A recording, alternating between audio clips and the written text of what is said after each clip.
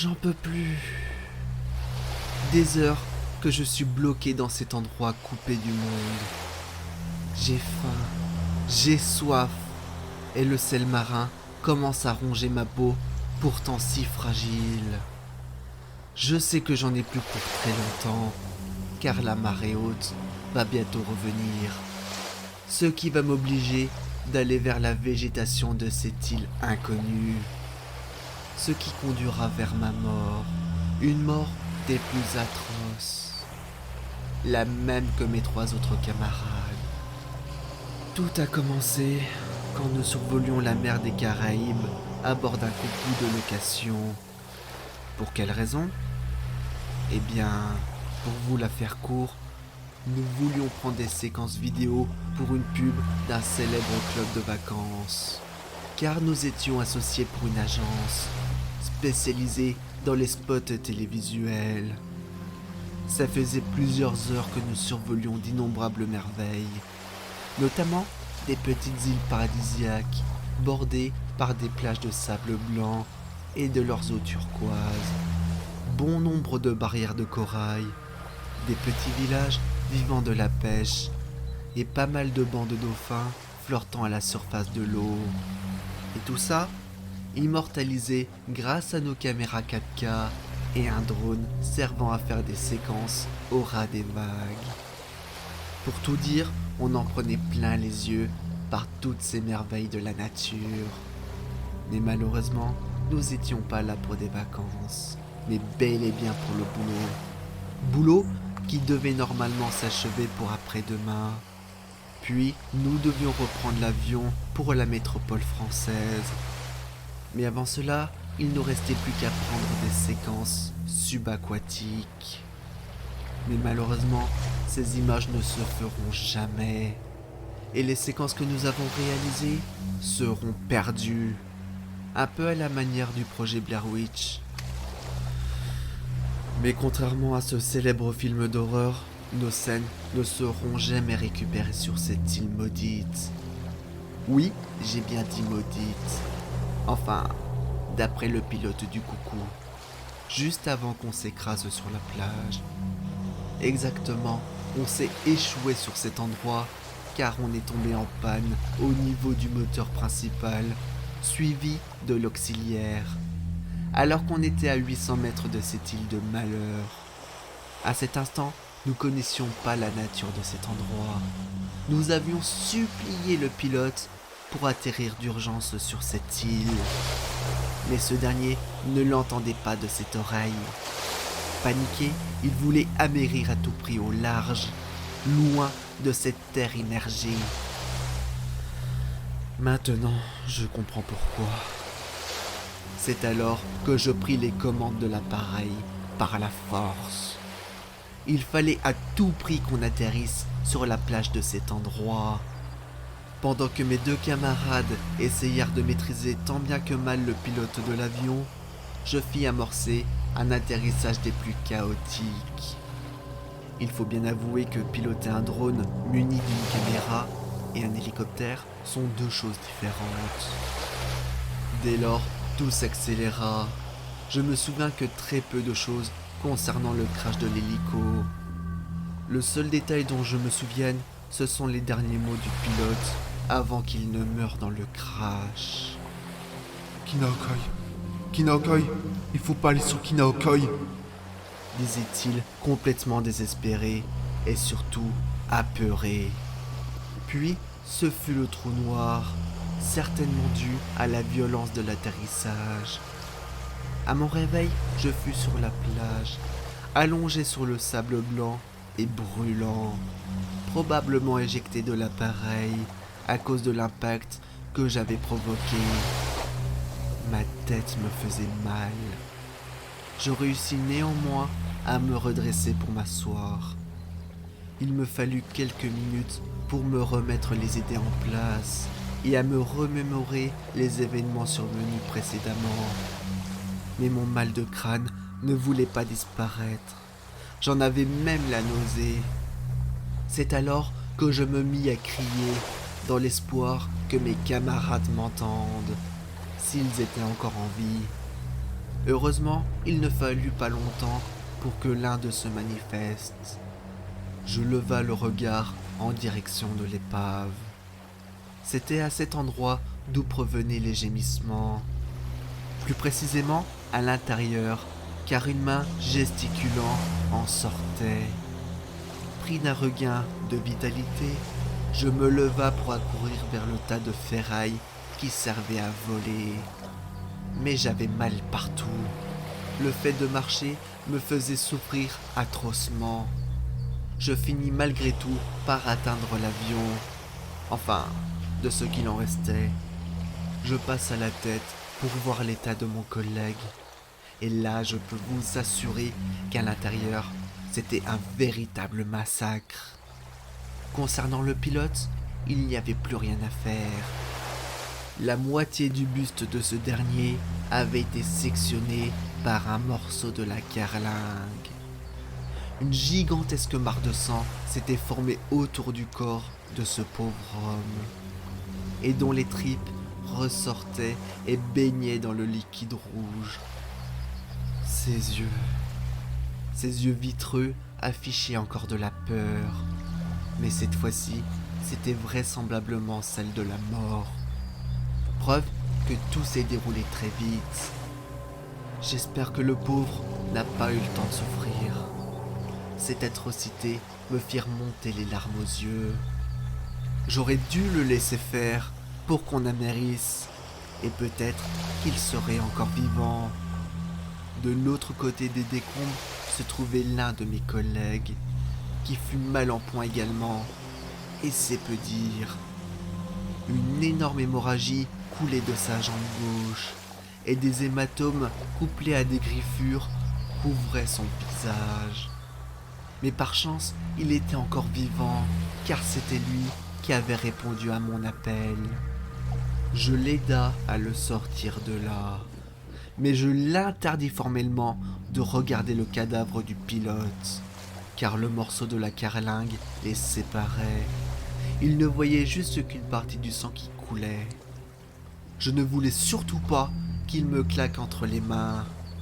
Avec mon aide, mon collègue sortit des décombres. Je le fis s'asseoir à l'écart et à l'ombre sous un cocotier, lui aussi loin des autres. Et heureusement. À l'instant T, j'étais à 1000 lieues de l'enfer qu'on allait subir. Je lui laissa le temps de reprendre ses esprits avant de lui demander « Tu sais où est Damien ? Je ne l'ai pas vu dans les décombres. » Ce dernier ne répondit pas. Il se contenta juste d'un hochement de tête, de façon négative. C'est alors qu'un cri a glacé le sang retentit dans l'épaisse végétation de l'île. Puis des chuchotements assourdissants se firent entendre au même endroit. Et en une fraction de seconde, quelque chose de mou vint s'éclater violemment derrière mon crâne. Dès lors, je sentis quelque chose de chaud couler sur ma nuque. Fébrilement, je touchais le liquide du bout des doigts. C'était une matière blanchâtre, colorée partiellement de rouge. Mais qu'est-ce qui a éclaté à l'arrière de mon cou ? Eh bien, à vrai dire, la réponse ne fut pas longue à attendre, car un nouveau projectile fut lancé depuis la jungle. Je réussis à l'esquiver à la dernière seconde. La chose qui ressemblait à une petite balle blanche va atterrir sur le sable avec perte et fracas. Poussé par la curiosité, je me leva pour aller voir le second projectile de plus près. Plus je m'approcha, plus une crainte m'envahissait. C'est-à-dire la peur absolue de savoir quel était réellement ce projectile de couleur blanc et par ailleurs fragile. Je m'agenouilla sur le sable et ma crainte d'en redouter se confirma. Le projectile n'était pas une balle, mais bel et bien un œil humain qui avait été arraché assez récemment. Je me releva en une fraction de seconde, tout en poussant un cri d'horreur. Sans attendre, je recula auprès de mon collègue, qui était sous le cocotier. Mais pendant ma fuite, je perdis l'équilibre par quelque chose qui devait être enfoui sous le sable blanc. Je regarda furtivement et je vis un os qui ressortait à la surface. Dès lors, je compris tout de suite que c'était un os de fémur qui devait être celle d'un adulte. À cet instant, c'en était trop pour moi. Il fallait qu'on retrouve notre collègue disparu et qu'on se tire de cet enfer paradisiaque. Donne-moi vite ton portable, il faut qu'on se casse d'ici, criai-je à mon collègue. Il faut qu'on retrouve Damien. Je ne partirai pas sans lui, dit-il avec difficulté, tandis que je m'approchais auprès de lui. Je leur demanderai qu'ils envoient une équipe de sauvetage pour lui. Mais la priorité, c'est toi. T'es en train de te vider de ton sang, lui dis-je. Il acquiesça difficilement. Puis, il s'apprêta à mettre la main dans l'une de ses poches quand l'épaisse végétation commença à bouger devant nous. Tandis que les chuchotements recommencèrent, un petit cri strident retentit parmi les fougères. C'est alors qu'une chose en sortit en roulant vers nous. Ni une ni deux, nous savions de ce que c'était et de qui appartenaient les yeux qui m'avaient été jetés dessus. C'était bien la tête décapitée de Damien qui roulait dans notre direction sur le sable et dont les orbites laissèrent des traînées de sang sur le sol. Voyant cela, mon collègue poussa un hurlement de terreur. « Ah, Damien! Mais qu'est-ce qui t'est arrivé? Où est le reste de ton corps ?» s'écria-t-il tout en prenant la tête de son copain. Puis instantanément, il se leva et se mit à courir vers la jungle de l'île. « Arrête! On sait pas ce qu'il y a là-bas !» lui criai-je. « Je veux récupérer son corps. Je ne peux pas le laisser comme ça, » dit-il avant de s'engouffrer dans la végétation. Je cria de toutes mes forces pour qu'il revienne, mais rien à faire. Il avait disparu dans la végétation. Les minutes passèrent et des larmes coulèrent de mes joues tandis que je regardais la tête coupée de Damien. Mais son copain, qui était parti à la recherche de son corps, n'était toujours pas revenu. Le temps semblait durer une éternité et toujours aucun signe de vie de mon collègue. Le bruit des vagues semblait rallonger les secondes. J'ignorais combien de temps s'était écoulé. 5, 10 ou 15 minutes ? Franchement, je n'en sais rien. J'avais perdu toute notion du temps. Puis en un instant, cette notion d'éternité fut brisée par des hurlements à glacer le sang. Et au même moment, les fougères qui composèrent la végétation bougèrent. Mon collègue en ressortit dans un horrible état. Il était complètement nu. Ses yeux avaient été également arrachés, laissant place à des orbites béants et sanguignolants. Mais ce n'était pas le pire. Il arborait un sourire macabre, tandis qu'il tendait ses mains en sang et dont des boyaux étaient enroulés jusqu'à ses coudes. Et son rire. Il riait comme un fou tout en souriant. Je fus paralysé par cette horreur, totalement incapable de me lever pour le secourir. Le pauvre continua sa marche. De toute évidence, il ignorait totalement ma présence. Il traversa nonchalant la plage, avec toujours ce sourire malsain. Mon collègue entra dans l'eau. C'est alors qu'il lâcha les boyaux, colorant l'eau turquoise en rouge vif.